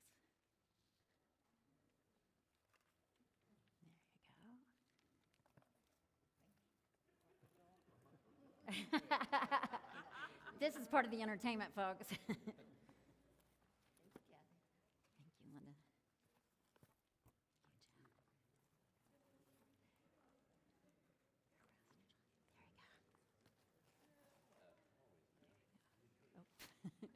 Are you trick-or-treating? Yes, yeah.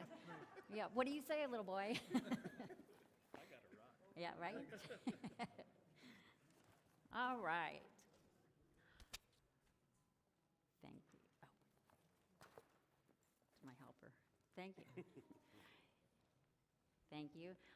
If you guys will stay up here, I'm going to ask one last question of you guys. If you've ever been a member of Kinsmen or ever attended a service here, please stand up. And I'm going to ask you to turn towards the exits, exit to the narthex, where we have canvas bags for each one of you, and dessert. And I know it's late, but please feel free to hang around and visit with new friends and old friends, share stories. Thank you very much. Thank you. Happy anniversary. Tote bags are from the endowment.